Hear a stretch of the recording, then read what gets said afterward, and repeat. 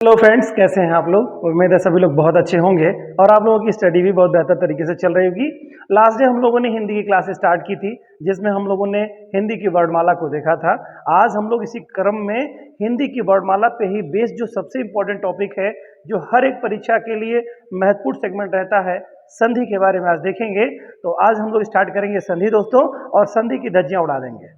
देखेंगे बहुत आसान तरीके से संधियों को। उम्मीद करता हूं मैं कि आप लोगों को संधि का ये टॉपिक बहुत ही बेहतरीन, बहुत ही शानदार लगेगा और बहुत थोड़े शब्दों में आप चीज को समझ जाएंगे। तो आइए स्टार्ट करते हैं ज्वाइनिंग को, संधि को स्टार्ट करते हैं। संधि, संधि होता क्या है एक्चुअल में, पहले इसको जान ले आप। संधि होता क्या है और कितने प्रकार का होता है। संधि जो होता है, दो शब्द होते हैं। मैं व्यवहारिक बात बता रहा हूं आपको, जो आपको रेगुलर रूटीन में आपको फॉलो करना होगा। दो शब्द होते हैं, एक पहला शब्द प्रथम शब्द होता है और दूसरा शब्द होता है, यानी कि शब्द दो होते हैं। बस ऐसे समझिए, दो शब्द होते हैं। पहले शब्द का अंतिम अक्षर और दूसरे शब्द का, ये दूसरा शब्द आपका है, ये पहला शब्द आपका है, दूसरे शब्द का प्रथम अक्षर और पहले शब्द का अंतिम अक्षर के मेल से जो विकार उत्पन्न होता है या नए शब्द का निर्माण होता है, वही संधि कहलाता है दोस्तों। एक्चुअल में संधि में होता यही है कि दो शब्द होते हैं, जो पहला शब्द होता है उसका अंतिम अक्षर और जो दूसरा शब्द होता है उसका प्रथम अक्षर, दोनों मिल करके एक नए शब्द का या एक ये नए अक्षर का निर्माण कर देते हैं। और इस नए अक्षर के निर्माण से जो नया शब्द बनता है वही आपका संधि का रूप हो जाता है, यानी कि वो विकार जो आ जाता है वही संधि कहलाता है। ठीक है, तो संधि में एक्चुअल में क्या होता है, दो शब्दों के मेल से जो है सब जो नया शब्द बन जाता है वही आपका एक तरह से कहिए संधि। तो कहीं कहीं परिभाषा में आप देखेंगे तो वहां पे बताएगा दो वर्डों के मेल से जो बनती है संधि। कहीं कहीं कहेगा कि दो शब्दों के मेल से एक तीसरा शब्द बन जाता है, उसे कहते हैं संधि। तो कैसे हुआ ये चीज आप आसानी से समझ गए। अब संधि कितने प्रकार की होती है, इन चीजों के बारे में आइए एक एक चीजों को देखते हैं, उधेड़ते हैं और बहुत आसानी से समझ जाते हैं। ठीक है, तो संधि में देखिए होती कितने प्रकार की है संधि। संधि एग्जैक्टली होती है आपकी तीन प्रकार की। एक होती है आपकी स्वर संधि, दूसरी होती है आपकी व्यंजन संधि और तीसरी होती है आपकी विसर्ग संधि। विसर्ग संधि, ठीक है, विसर्ग संधि, सभी के आगे संधि आपको लगा देना है। ठीक है, ये तीन प्रकार की चीजें होती हैं। अब चीजें होती हैं का मतलब मेरा है तीन प्रकार के संधियां होती हैं, आपकी तीन प्रकार की संधियां होती हैं। ठीक है, संधि में होगा क्या, मैंने अभी आपको पहले बताया कि दो शब्द होंगे, पहले शब्द का अंतिम अक्षर दूसरे शब्द का पहला अक्षर मिलकर के बनेगी संधि। ठीक है, मतलब यही संधि में होता है। अब सवाल यहां पर है स्वर संधि, तो स्वर में क्या होगा, व्यंजन संधि है तो व्यंजन में क्या होगा, विसर्ग संधि है तो विसर्ग में क्या होगा। होता क्या है, स्वर संधि में दोस्तों स्वरों का मेल होता है। स्वर संधि में स्वरों का मेल होता है, यानी कि पहला जो शब्द होगा उसका अंतिम अक्षर और दूसरा जो शब्द होगा उसका अंतिम अक्षर, उसका प्रथम अक्षर, ये दोनों होंगे स्वर। इनके मेल से बनेगा जो अक्षर वही बन जाएगा स्वर संधि। स्वर संधि में क्या होगा, दो स्वरों का मेल होगा और उससे कोई तीसरा स्वर बनेगा दोस्तों, या तीसरा वर्ड जो बनेगा वही आपका स्वर संधि के अंदर आपको अंतर्गत आपको पढ़ना है। यानी कि दो स्वरों के मेल से ही आपको संधि यहां पर मिलेगी, इसमें दोनों स्वर होंगे। इसके बाद में आप देखिए व्यंजन में क्या होगा, व्यंजन में वही चीजें होंगी, व्यंजन व्यंजन के मेल से ही बनेगा और व्यंजन स्वर के भी मेल से बनेगा संधि। संधि में व्यंजन संधि में क्या होता है, इसमें क्या होता है, किसी शब्द का अंतिम पहले शब्द का अंतिम अक्षर दूसरे शब्द का प्रथम अक्षर मेल खाएंगे। इसमें से पहला अक्षर स्वर हो सकता है या व्यंजन हो सकता है, ये दूसरा वाला जो शब्द का प्रथम अक्षर है वह भी स्वर या व्यंजन में से कोई एक हो सकता है। ठीक है, तो इससे यानी कि कोई एक तो निश्चित तौर से व्यंजन होगा या दोनों व्यंजन व्यंजन होंगे, व्यंजनों के मेल से किसी तीसरे व्यंजन का निर्माण हो जाएगा, तो व्यंजन संधि में ये होगा आपको। विसर्ग संधि में क्या होगा, विसर्ग मतलब समझते हैं कि आप हलंत की स्थिति होती है, बनती है, तो इसके मेल से विसर्ग इसके साथ मिल जाएगा आपका, सॉरी व्यंजन मिल जाएगा, तो इससे जो मेल बनेगा वो बनेगा आपका विसर्ग संधि। ठीक है सर दोस्तों, तो ये तो बेसिक बातें थी आपकी इससे जुड़ी हुई। चलिए अब आगे की चीजें देख लेते हैं, थोड़ा सा आगे की चीजें देखते हैं। आगे में क्या है, संधि समझ गए आप तीन तरह से। अब हम लोग बात करेंगे संधि में, चूंकि स्टार्ट करना है हमको सबसे बेसिक टॉपिक स्वर संधि, पहला हम लोगों का होगा स्वर संधि।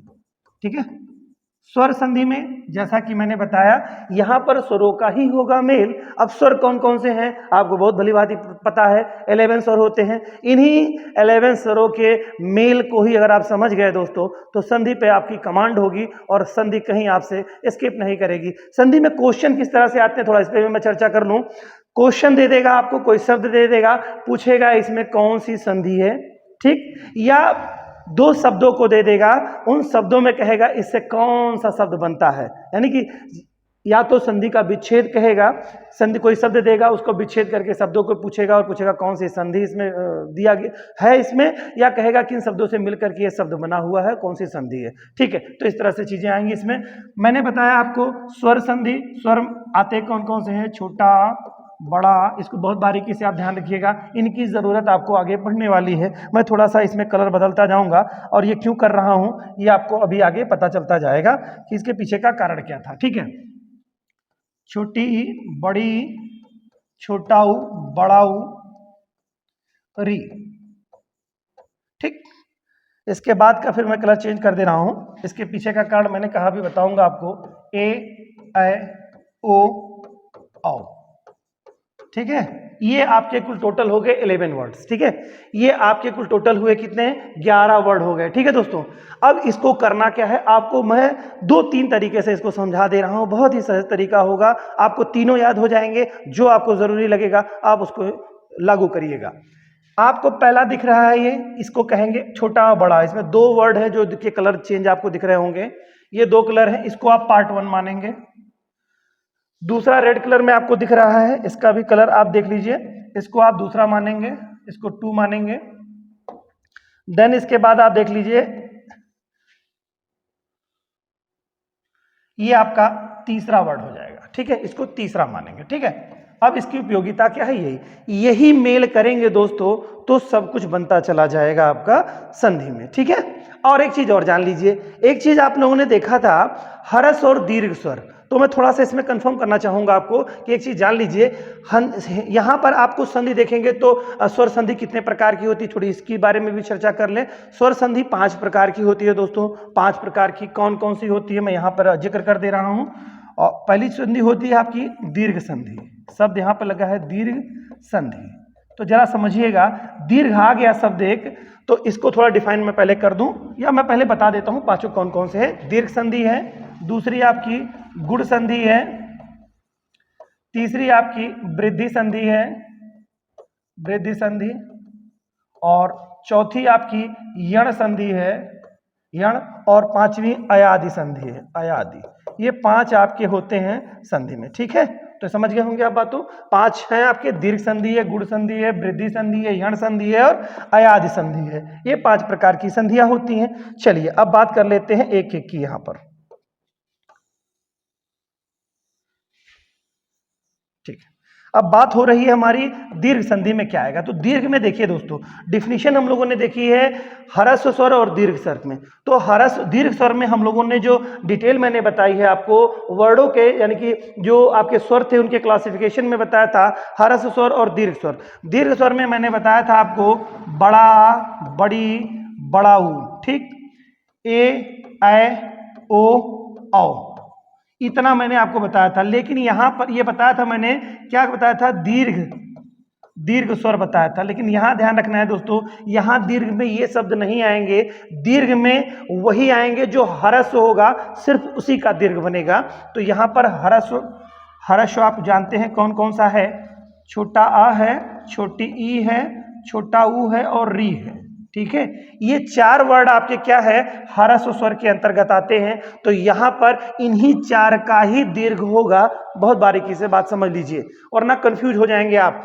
क्वेश्चन को देखेंगे तो ये यहां पर दीर्घ की डिफिनीशन में यहां नहीं फिट होगा, यहां पर सिर्फ फिट होगा छोटा, छोटी, छोटा ऊ और री, इन्हीं का ही दीर्घ बनेगा। मतलब हुआ क्या, फिर से थोड़ा समझने की कोशिश करिएगा। इसका मतलब ये हुआ, यानी जो दीर्घ बनेगा वो बड़ा बनेगा, बड़ी बनेगा, बड़ाऊ बनेगा और री बनेगा।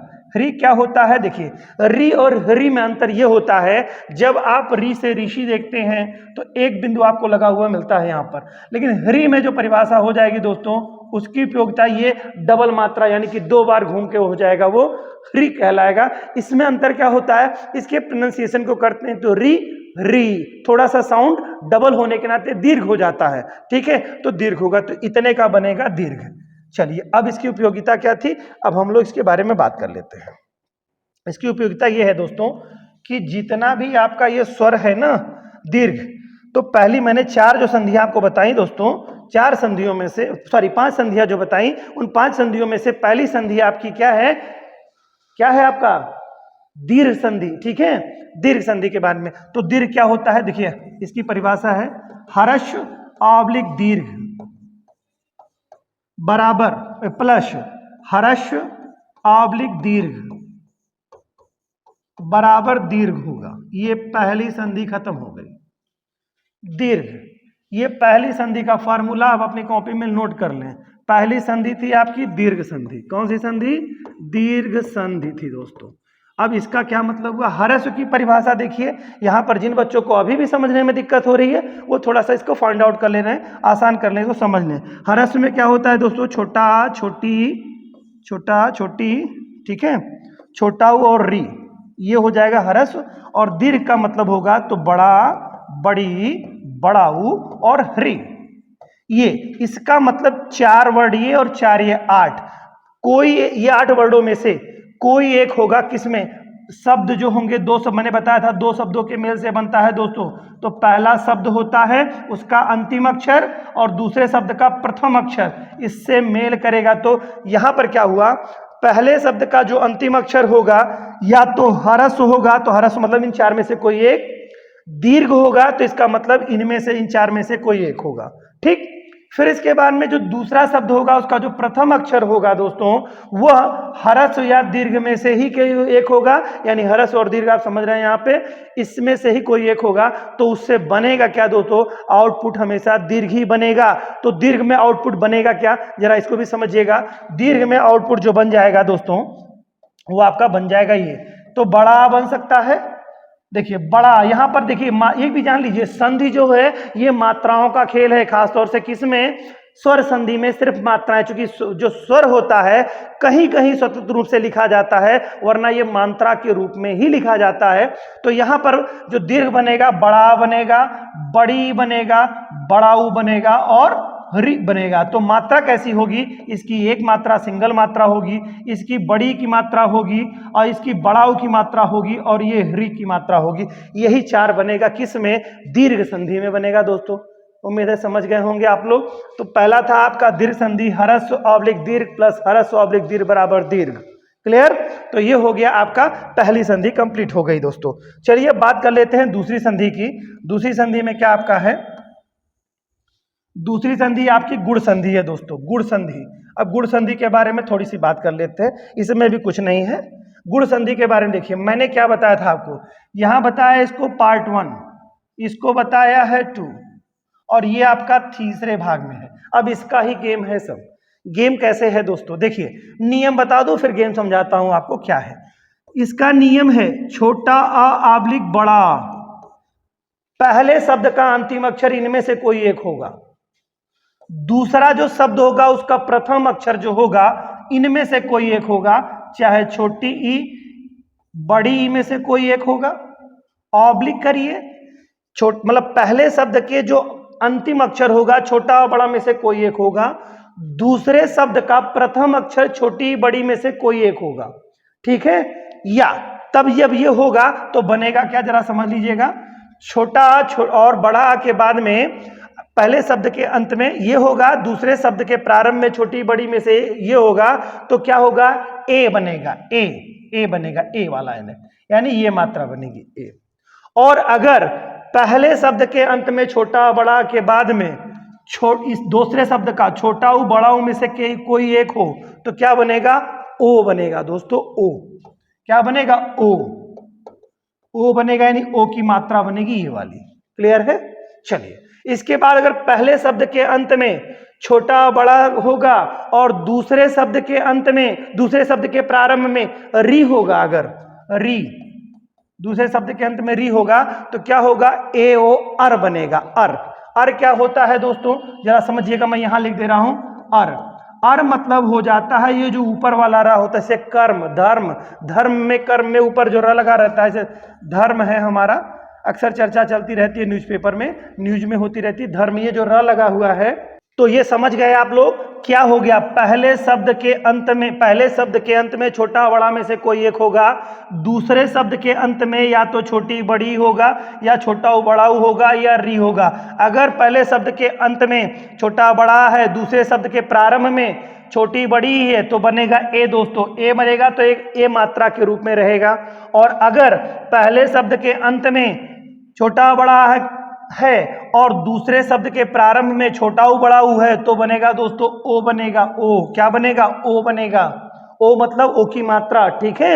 इसके बाद में तीसरी कंडीशन जो दे रहा है वो क्या, छोटा बड़ा के बाद में अगर री है तो बनेगा अर, ठीक है, अर यानी ऊपर र वाली मात्रा। ये सब हम लोग एक्सरसाइज के माध्यम से और डिटेल में देख लेंगे कि जो भी कॉन्सेप्ट होगा बिल्कुल क्लियर होगा, कहीं से कोई चीटिंग नहीं होगी, बिल्कुल सारे कॉन्सेप्ट क्लियर होंगे और सारे क्वेश्चन आपके जबान पे होंगे दोस्तों। एक बार में संधि का कोई भी क्वेश्चन गलत नहीं होगा, इतना मेरा दावा है, अगर आपने बारीकी से इस चीज को ध्यान में अपने दिमाग में रख लिया। चलिए, तो इसके फार्मूला क्या बना दोस्तों, यहां पर ए ओ अर का फार्मूला बना, ठीक है, बना क्या, इसके बाद में देखिए यानी कि पार्ट 1 और पार्ट 2 का मेल है, बन रहा है ये, तो यानी कि 1+2 बराबर ए ओ अर।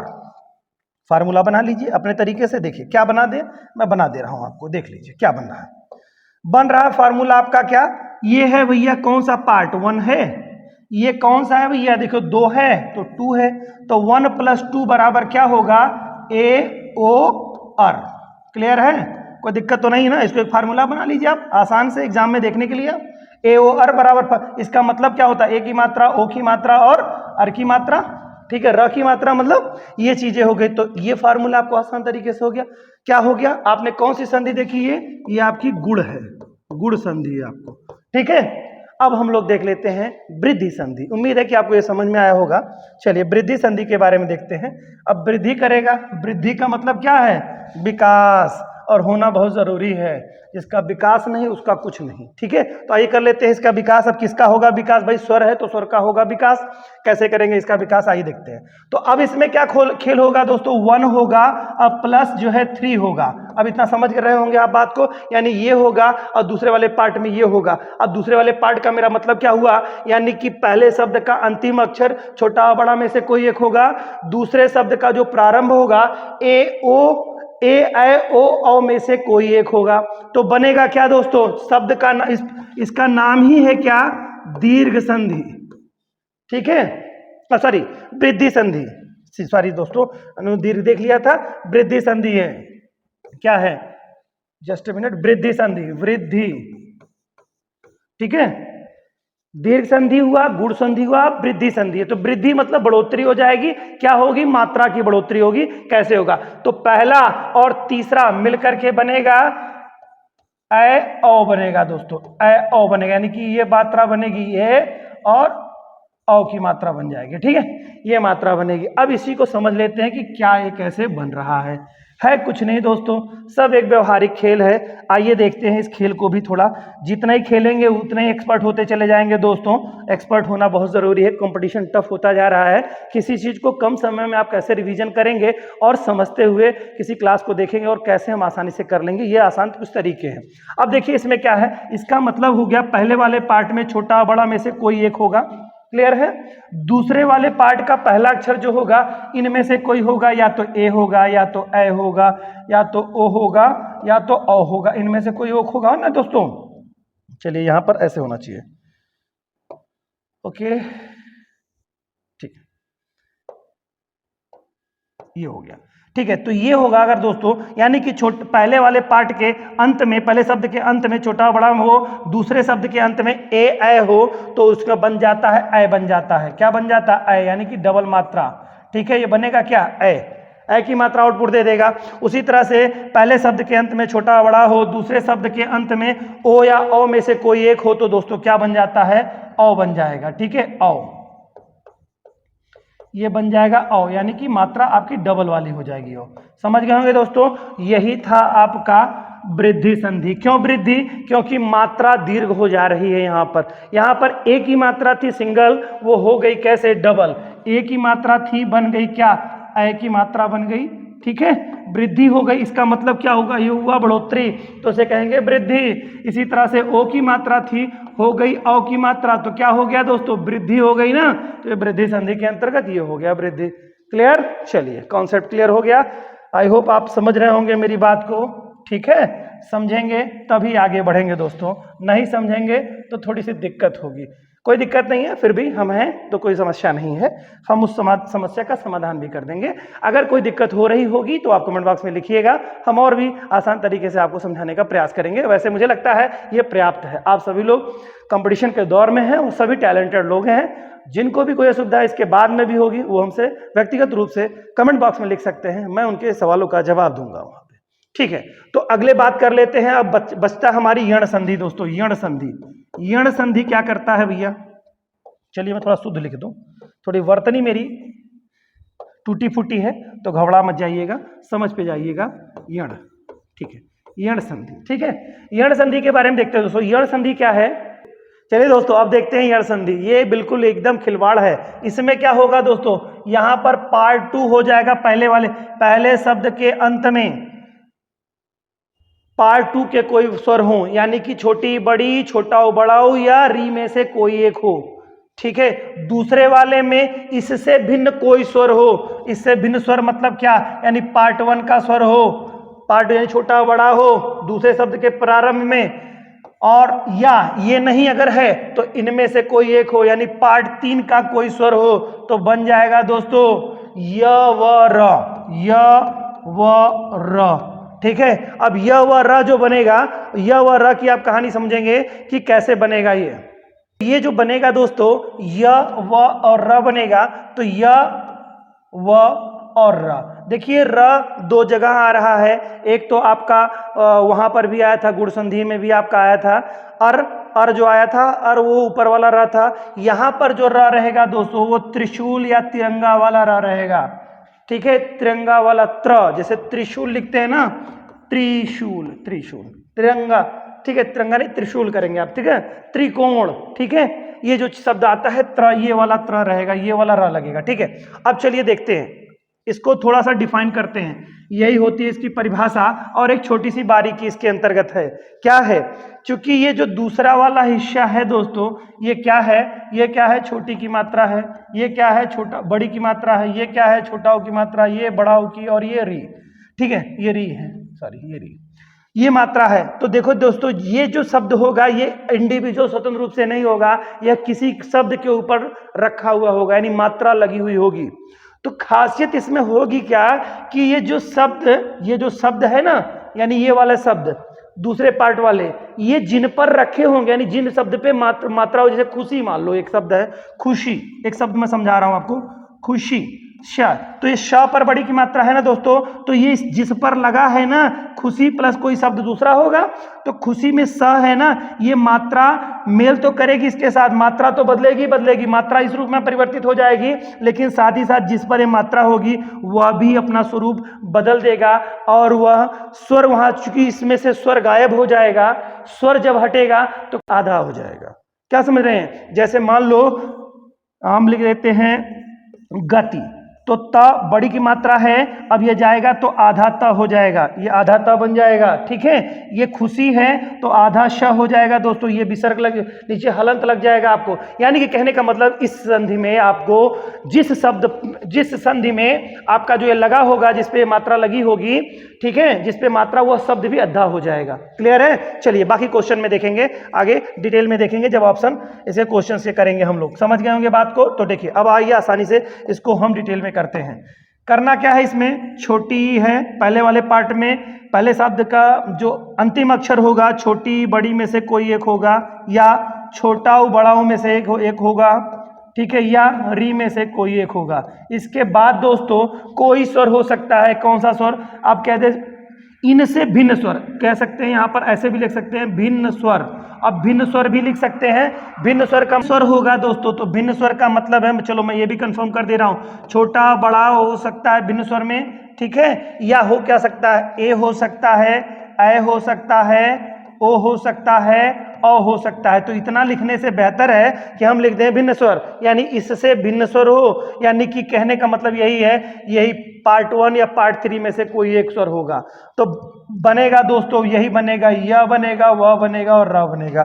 आई होप आप बहुत अच्छी तरीके से समझ चुके होंगे इस चीज को। बाकी चीजें हम लोग क्वेश्चन के माध्यम से देखेंगे, एक्सरसाइज जब करेंगे तो आसानी से समझ लेंगे। आइए आगे देखते हैं दोस्तों। अब बात कर लेते हैं हम लोग अयादि संधि की। पांचवी और लास्ट संधि है, उम्मीद है सब समझ रहे होंगे। अयादि संधि में कुछ नहीं है दोस्तों, जैसे ये देख लिया वैसे ही ये सारी चीजें हैं। अयादि संधि में क्या होगा, अब यहां पर क्या तीसरा वर्ड पहले हो जाएगा, तीसरा हो जाएगा, इसके में तीसरा वाला पार्ट हो जाएगा, यानी कि तीसरा वाला पार्ट आप समझ रहे हैं, ए ऐ ओ औ में से कोई एक होगा। दूसरे शब्द का जो प्रथम अक्षर है वो 1 या 2 में से कोई एक होगा, तो बनेगा ऐ, आय, अव, आव, इनमें से कोई एक बनेगा। क्लियर? चलिए ठीक है, ये बनेगा। तो ये बनेगा तो दोस्तों इस रूप में नहीं लगेगा कि केवल सिंपल या के रूप में रहेगा, और ये खासियत करेगा, ये अपने आप पड़ोसी को अद्धा नहीं करता, ठीक है, इसमें अद्धा नहीं होता, जिसपे मात्रा लगे उसको अद्धा नहीं करेगा ये, ठीक है। ये होगा, ये मात्रा के साथ लगा हुआ, किसी शब्द में अगर ऐसा लगा होगा तो आप समझ लीजिएगा ये डिफरेंसेज है यण संधि के और अयादि संधि के, ठीक है। उसमें भी यह बनता है, लेकिन इसका यह और उसका यह में अंतर होता है दोस्तों। मैं उसके साइड में सब समझा दूंगा आपको, ठीक है, क्या डिफरेंस है, जो बारीकी होती है वो भी समझ जाएंगे। तो ये मात्रा आपकी बनेगी, यहाँ पर समझ रहे होंगे दोस्तों। आइए अब थोड़ा सा इसको और डिटेल कर लेते हैं, आप समझ लें, इसको आप शॉर्ट स्क्रीन कर लिया करिए, आसानी होगी आपको समझने में। अब देखिए पार्ट 3 का मतलब हो गया, यानी कि पहले वाले शब्द के जो पहला वाला शब्द होगा उसका अंतिम अक्षर ए, ऐ, ओ में से कोई एक होगा, ठीक है। दूसरे वाले शब्द के प्रथम अक्षर में क्या होगा, पार्ट 1 यानी कि छोटा आ या बड़ा आ में से कोई एक होगा, ठीक। या क्या हो सकता है उसमें से, छोटी बड़ी, छोटा बड़ा री में से कोई एक होगा। तो छोटी ही कर लेंगे आप, बड़ी, छोटा बड़ाऊ या री में से कोई एक होगा, ठीक है। तो बनेगा क्या दोस्तों, यही चीज बन जाएगी सेम आपका। तो ये हो गया आपका फॉर्मूला, ये हो गए आपकी संधि, ये आपकी होगी अयादि संधि, अयादि संधि। उम्मीद है कि संधि को आपने समझ लिया होगा, इसके अलावा कुछ नहीं है सर संधि में। एग्जाम में एक क्वेश्चन हमेशा रखा रहता है, चाहे वो पीसीएस के एग्जाम हो, चाहे एक दिवसीय परीक्षा के एग्जाम हो। शानदार क्वेश्चनों की श्रृंखला के साथ आगे शेष वीडियो में मिलेंगे दोस्तों। उम्मीद है आपको बहुत आसानी से समझ में आ गया होगा, किसी मित्र को नहीं आया होगा वो बताएगा, उसके लिए अलग से एक वीडियो बना देंगे। धन्यवाद दोस्तों, जय हिंद।